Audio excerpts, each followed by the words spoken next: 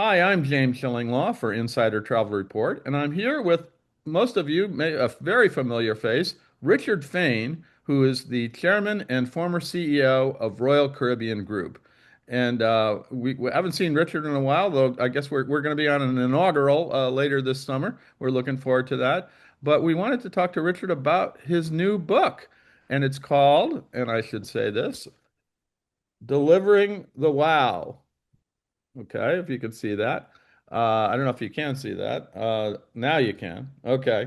So delivering the wow, and it's actually it's more than just an account of his time at Royal Caribbean, but it's also really it's a business strategy book, a way to get people to work together, and also create incredibly innovative and wow cruise products. And so we're going to talk about to him about that and a whole lot more. I remember talking to him way when you didn't retire. That's the whole thing. You were still chairman, but you left the CEO. And I said, "Hey, let's do a book." And you did a book and on your own, not with me. I don't think you could have done it with me because I'm racing around the world. But we're going to find out about all that and more on Insider Travel Report.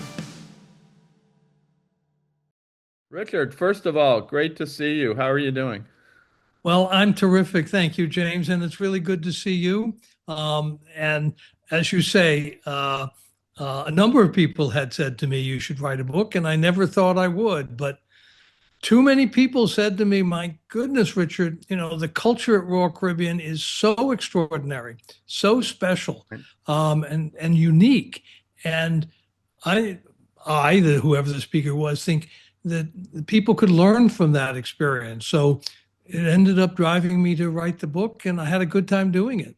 No, that's great, and it's a great book, and there's so many anecdotes and so much business advice. Now, well, I described it. It was unfair for me to kind of describe the book before we talked about it, but is this a book really just that combines both your time at Royal Caribbean, it's a history of the company, or is it look at how to develop a business strategy that results in really innovative and successful products? Or is it both, I guess, man? Well, as you say, James, it's both. Right. Really, the culture is what has driven all of Royal Caribbean Group's success, I believe. And I think there were pieces of wisdom that we learned over 33 years on how to create such a culture. And I thought people in other organizations, whether it's in the cruise industry or travel industry or any other industry, or in fact, even nonprofits. So the people is always the key. Right. And I wanted to get that across. But as you well know, the time at Royal Caribbean has been just extraordinary and exceptional. And so I have a lot of stories to tell, and I love telling stories. And you do have a lot of great stories. And, one of the things that I wanted to ask you about was that, and you mentioned earlier about how you would take sort of after each section of this book, there's a series of sort of summarizing what you kind of learned from that period, which I think is very interesting. It's you kind of, and this is sort of the business strategy part, right? That's right. And so it's a nice combination of both.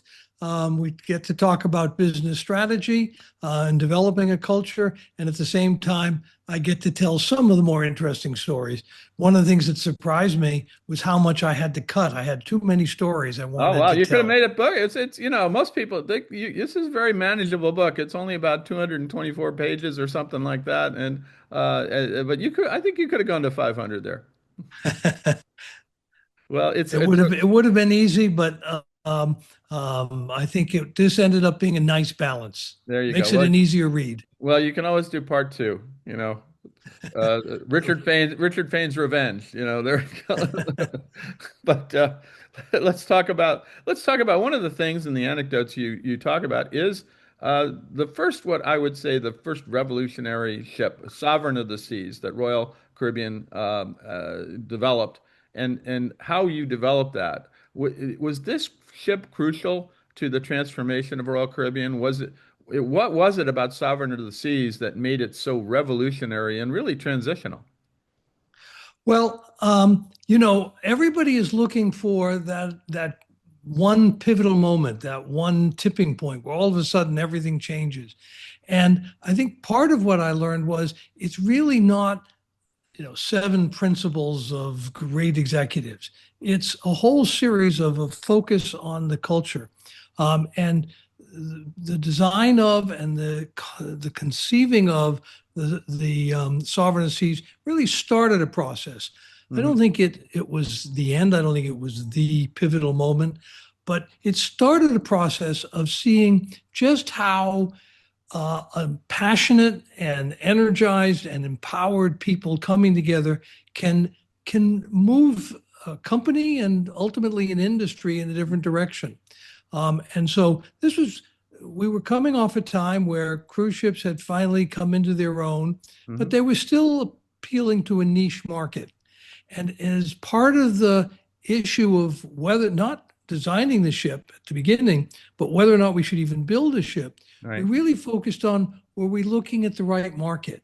And what we realized was too many of us were looking at the question of how do we be a better cruise line? And what we should be looking at was how do we be a better vacation provider? Right. And creating that North Star, that long-term vision, that really was the start of that journey. But it was a journey. That journey for me was 33 years. Yeah. Since then, Jason Liberty has taken over, and he and the team are taking it to new heights. And I can't wait to see how that goes over the next 33 years. Mhm. So this is a continual evolution. Well, one of the things you did with Sovereign of the Seas is you developed this sort of a management concept of a steering committee that oversaw the innovation and all the features of the ship, then sat there and talked about should we do this, can we do this, and but out of that you came amazing things like the Viking Crown Lounge, the champagne the champagne lounge, lots of new features, the atrium. One of the things that was the beginning. We always think atriums have been around forever. No, you were one of the first, if not the first, to create an atrium. So was that important to have that committee process that really and somehow you got them all together and you said you talk a lot about alignment and a lot about everybody working for the same purpose. But was that steering committee important to the way you work? Yes, it was. First, James, I have to point out, and I think it's relevant here, that when I came in as chairman and CEO, the company was already successful. It Right, had been founded by Ed Steffen, and in fact, he was the one that designed the original Viking crown. So innovation was part of Royal Caribbean's culture already, right. and I had the virtue of building on something that was already very strong.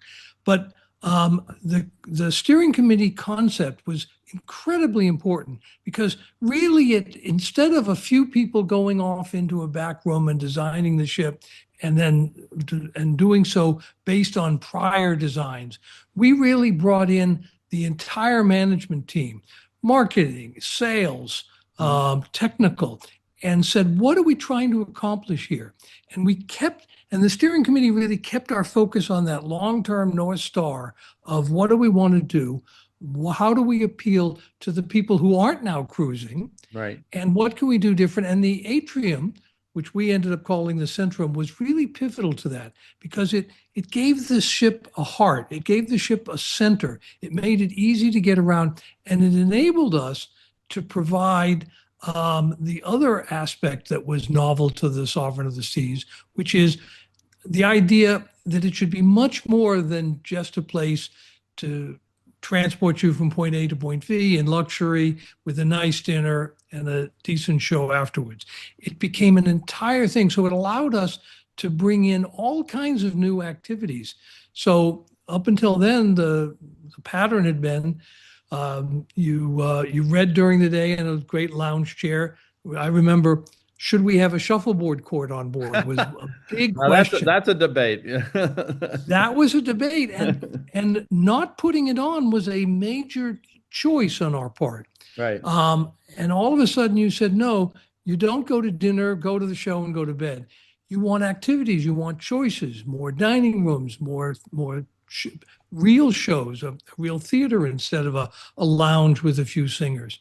So it was a transformational ship. It was the first of the mega ships, the first ship with an atrium, the first ship with all these activities, and we haven't stopped. And that was One of the things that was shocking to me was during the pandemic, we actually scrapped the sovereign of the seas. That really tell me, I mean, that must have been a long time before. Yeah, so one of the interesting parts, you also talk about the importance of people, but not just the steering committee, but also all the people in Royal Caribbean and how you get them to align behind the vision that you have. Can you talk a little bit about that and how you write about that a lot, and it's clearly so important. So Um, I know I come across as obsessive about it, and I am obsessive about it because it is the people. It's the people. It's the people. It's the people, and the culture they create. It requires every day from everybody to be working in alignment. That's your question was how do we get alignment? That's actually one of the most important things because too many companies say, well, we reach a decision and then we tell everybody what it is. And the trouble with that is people don't follow things blindly. They follow things that they are part of, that they feel that they've had a voice in. Now, oftentimes companies say, well, I get that by compromising so everybody's happy. Nonsense. Not everybody's going to agree with everything. So what you need to have is make sure that everybody has a chance to be participatory in the process, all areas, all functions, so that everybody has a say, but not everybody gets their way. And right. so Yeah, I know that you you say that a few times. I like that. Everybody has a say, but not everybody gets their way. I like, And people accept that. yeah, They do want to be heard. They want their view to be considered, but everybody understands that if you're rowing a scull, you can't have one person saying, "Well, I'm good on a long stroke," and somebody else says, "Well, I'm better on a short stroke."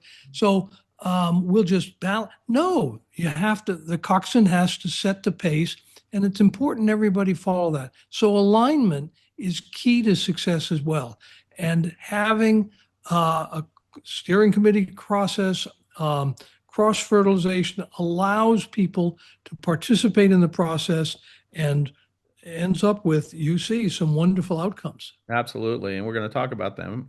But the first thing I want to do is there was one anecdote which I thought was very interesting. You discuss how Royal Caribbean was almost sold to Carnival. Now, why didn't that deal happen? And if it had happened, would we have seen a pretty completely different cruise industry today? What would that look like? Well, I think one of the reasons, what was an interesting time. The reason it didn't happen was the original partners in Royal Caribbean each had a right of first refusal. When two of the three wanted to sell, Arne Willemsen, who was the Yeah. third partner and had the right of first refusal, brought in two new partners in the Pritzkers and the Offers, and exercised their right to buy it at the same terms. What might have happened, I think, I don't know. It's kind of interesting to speculate, but part of my mantra in going through business is not to look back. Okay. It would have been it would have been very different as part of the Carnival organization, which was the largest and most successful cruise line in the industry. Uh, and that might have led us down one path. Who knows? Um, I do know that because we did this deal and we brought in these new partners, and we ended up with these three men, and now, interestingly, each of their children, there was a resurgence of, okay, now we've done this deal. Now we've invested what was then $550 million. $550 million seemed like an astronomical sum. Um, but we all sat around and said, now what are we going to do? Now we have to make this successful. And I think that really also helped give us a fresh starting point, a real passion to move us forward.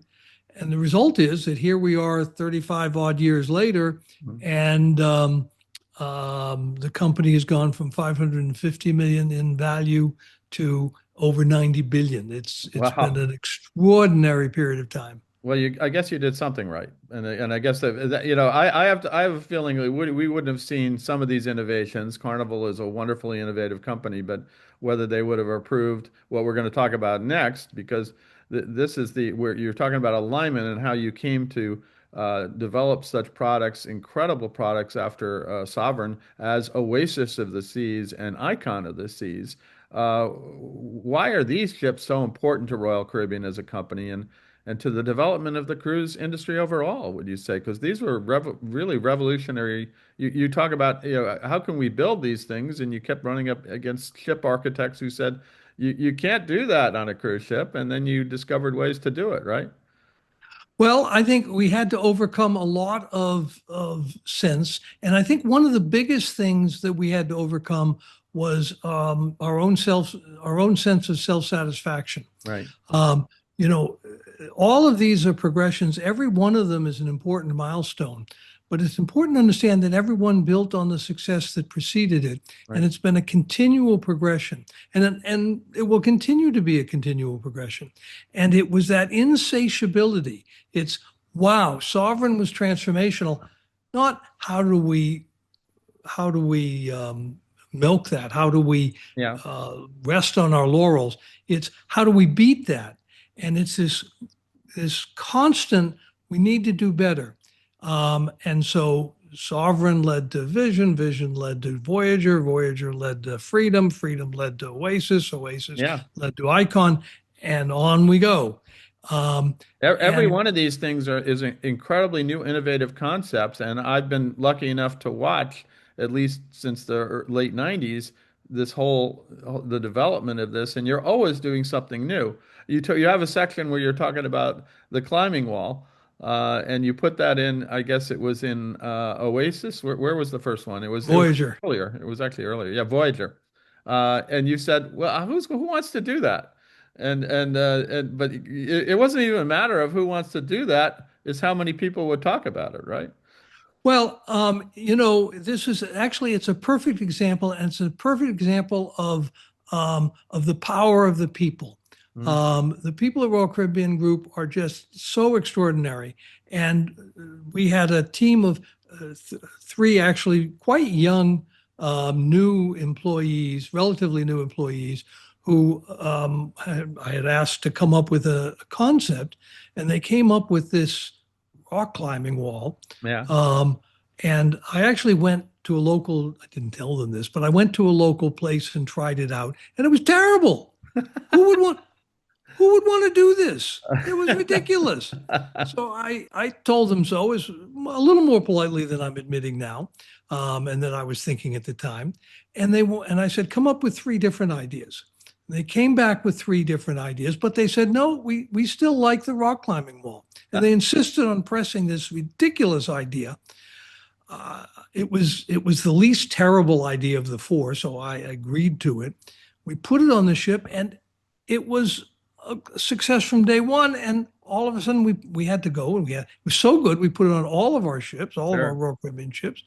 And today, I jokingly say it's the best idea I ever had. Uh, Have you ever actually done it on the ship?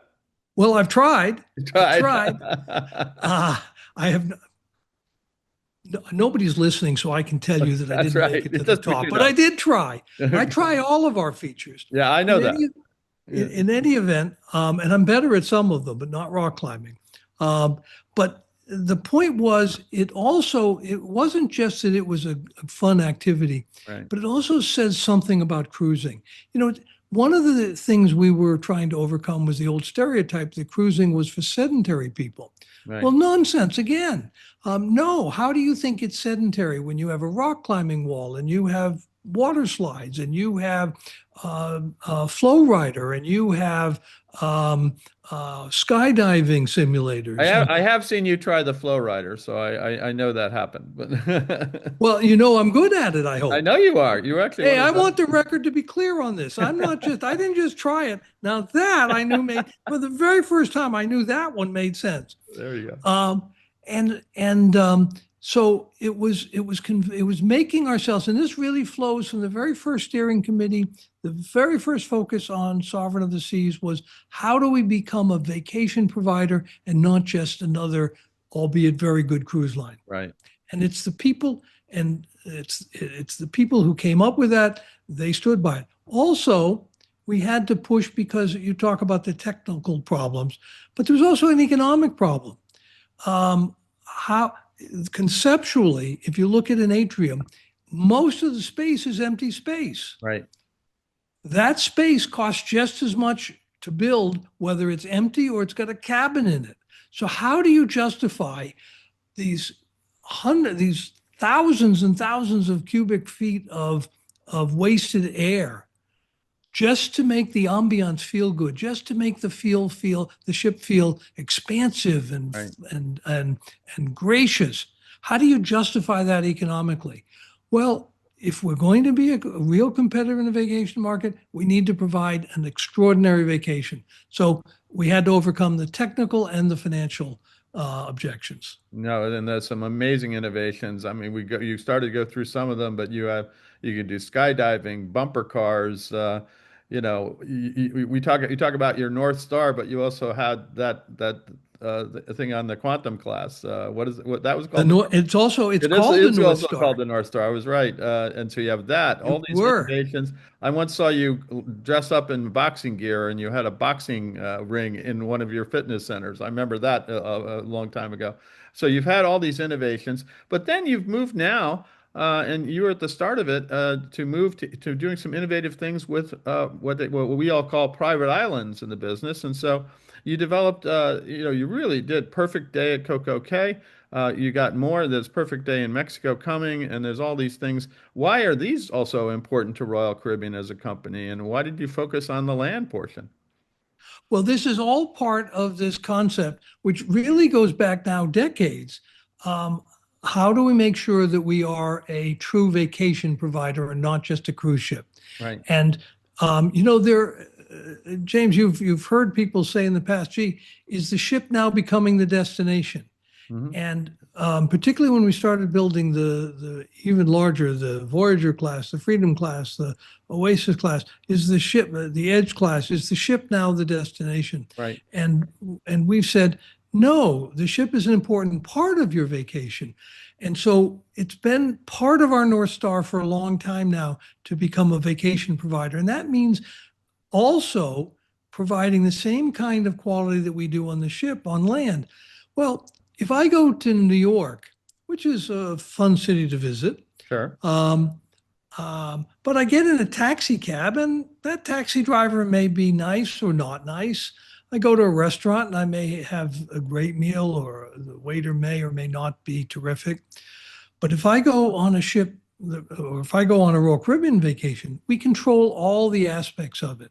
So everything about it, your cabin, your waiter, the waiter is going to be terrific because they are amazing people who take such amazing pride in their work. Um, and so we wanted to also control more of the vacation on land. And that's where Perfect Day came Right. from. That's where the Royal Beach clubs are coming from. Now, Right. celebrities going into the area. You mentioned Mexico, Vanuatu, amazing trip to Vanuatu before the pandemic. Yeah. Right. But now all these things are coming into fore, and the result is we are now much more a vacation company. Now we're going into river cruising. Yeah, that That's was a big thing. Yeah, we always wondered in the press when the large ocean cruise line would go into river cruising, not the other way around, which has happened. It Uh, was just a question of, it was just a question of time. But the result is that Royal Caribbean is now worth more than any hotel company, right, any vacation provider, any airline. And so this concept of continually expanding is all part of this North Star. But remember, when you navigate by a North Star, the North Star is thousands of light years away. hmm, We don't expect our ships to reach that North Star, but we right, expect them to constantly be moving in that direction. And that's the way the company has gone. We have a clear long-term horizon, and we're focused on going in that direction. Now, you have really have a whole section of what looks like it looks at the challenges you face developing your wow products. And there are some of the biggest challenges. What are some of the biggest challenges you faced? And I want to talk about the final one separately, COVID. But what are some of those challenges that you faced over time in really developing these wow products? Oh, you really make my day great by making me go through all the problems that You we only have faced. just pick two or three that you remember, and then we're going to go into the COVID because that's important about how you face that. But, I think whenever you're trying to do something new and different, it does require innovation. It does require determination. And our determination was always to do it right, not to come up with some sort of half-baked solution. So, whether it is either financially or technically, how do you build an ice skating rink? You mentioned the North Star on the Quantum class ship, or the iFly, Oh yeah, I've done that. Yeah. okay. Well, most of those are on land are used plastic enclosures. Right. But we can't use plastic on a ship, and we didn't want to use it because it scratches. So we said it had to be glass, and making a piece of glass that curves in two direction like that does, and that large, there's only one manufacturer on Earth that can do that. So we ran into a lot of technical challenges. Oftentimes people say, well, you can't afford this. And we found, well, if we do it reasonably, it might cost a little more, but only a little bit more. And it gives so much better a vacation. It's a worthy expenditure. Now, no, so the individual challenges you had, but of course the huge challenge was the COVID pandemic, and the way you got through that was, I still think, is amazing. I mean, when you've got nobody coming in the door in terms of coming on the ship, I should say, in terms of business. But you navigated through that, not even knowing when it would end, right? So tell us a little bit about this is a section in the book I find really interesting because you had to do some things that I just never thought. You actually, for travel advisors who are out there watching this, you actually went back and started supporting them even more in a time when they were not getting any business either, right? Well, it was a terrible time. It was a terrible time for all of us. Um, and I mean, for cruise lines, for travel advisors, but for everybody in America, in the world, it was a terrible time. And as you say, tremendous uncertainty.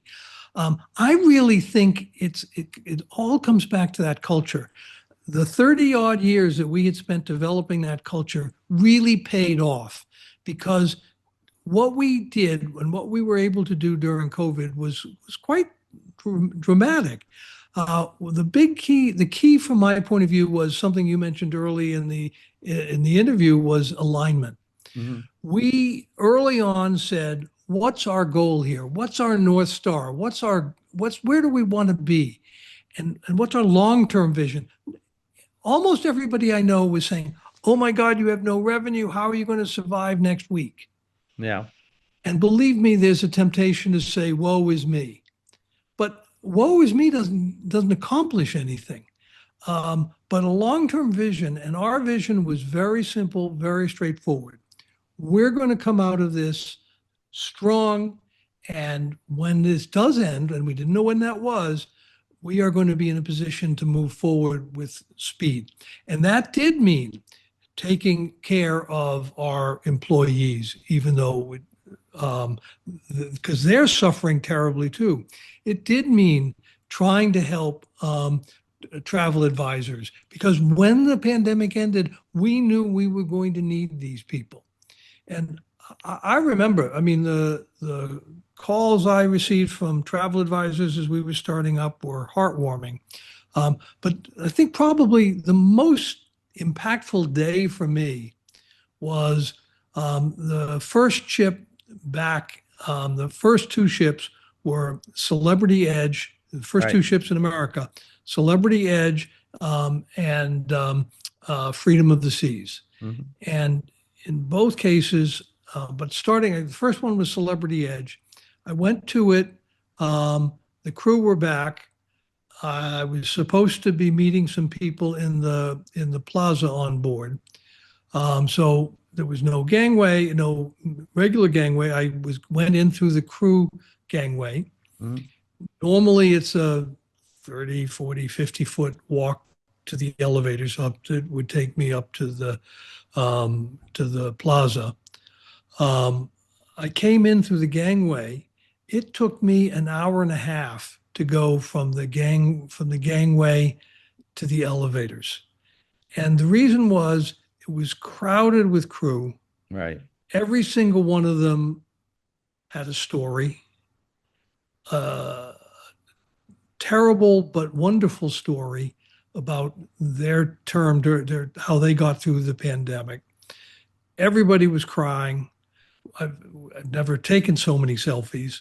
Um, it was just, it was amazing. And um, they, you know, they could have been, oh, woe is me, but they weren't. They were excited, they were happy, and they all wanted to tell me their stories. And the stories were terrific because they really suffered during this. Yeah. So, but what helped us was we always knew we were going to, there was no question we were going to come out of this. The only question was when. And we did. We financed ourselves in a way that kept us strong when the pandemic was over. We've now repaid all the pandemic debt. So we've come through blazing. And instead of having a year and a half where nothing happened, we spent that year and a half preparing ourselves so that we had new computer systems in place, decent financing in place. All of those kinds of things meant sure that when we restarted, we would do so strong. And our crew, I just can't say enough of their their incredible support, Right. understanding, passion is something, one of the proudest moments of my life. Well, it clearly was a period we all now we want to look back at it's starting to fade a little bit, which is good because we have to move, as you say, we have to move forward. But it was an excruciating time in the travel industry and especially in the cruise industry and the travel agency business. So the way you got through it and the way you helped those around you, your employees, the travel advisors, really is commendable. And the way you would we you know. It was just an amazing, for me, it was an incredible period too. But Well, let's, thank you. But we were all in this together, and I think yeah. that's a key point. Yeah, well, now, last question. Anything else you want to highlight in the book? There's so much in the book. I got to tell you, there's so many anecdotes, some wonderful things, but also some great advice about how to really envision products, create those wow moments and the wow experiences that you have on board. But is there anything else? And also, what was the experience of writing this book? What did you enjoy it? Well, I enjoyed it much for much the same reason I enjoyed my job, which is I learned something new. I think I know something about the cruise industry. Here I learned about the publishing industry, which is very different. I also get to relive some of the moments. But the key point for me in the book, if you will, Yeah. is just how powerful a strong culture can be and how critical it is to success. And how getting there isn't so much a question of, um, a couple of really clever ideas or tricks of the trade. It's methodically recognizing every day how important culture is, how key your people are, and keeping your focus absolutely maniacally on that North Star of providing those wow moments to our guests, and to each other. Part of delivering the wow, we tend to think of it, and that's where the term comes from, is the wow we deliver to our guests. But we need to deliver the wow to each other too. Right. If I'm in supply chain, I need to deliver the wow to the hotel group so that when they need something, it's there. When you're at sea, you can't Yeah. borrow a bottle of Grey Poupon. You need to be there when you need it. And if I'm in finance, I need to finance this in a way that will allow the company to get the return it needs to pay for these unbelievably expensive ships. So we need to deliver the wow to each other. If I'm working with a travel advisor, I need to make sure that our systems, our information, our materials support that travel advisor. And hopefully that travel advisor is also delivering the wow to his or her clients. And it's that long-term focus on excellence and the culture that drives it that I wanted to talk about. And I had a good time writing it. Great. Anyway, here it is, Delivering the Wow. I assume you can get on Amazon and places like that. Uh, get a copy. It's an amazing book, a great look. There's very few books written about the cruise industry. I can count them on one hand, literally. But this is one of the best I've read, and also one of the newest to tell you about a period that we all went through in the last few years, about the innovation, about the challenges the industry faced, and about how a company developed a culture that surmounts those challenges. Richard, I want to thank you for taking the time. We'll talk more. I think I'll see you on the Celebrity Excel in August for that one, because you're still going to these inaugurals and enjoying the innovations that they've created, right? I am, and James, I appreciate your time this morning. I do look forward to seeing you on Celebrity XL. That's actually just in a few weeks, Absolutely. in November. So I look forward to seeing you on board. She's another spectacular ship. But thank you for your time this morning. I'm James Shillinglaw, and this is Insider Travel Report.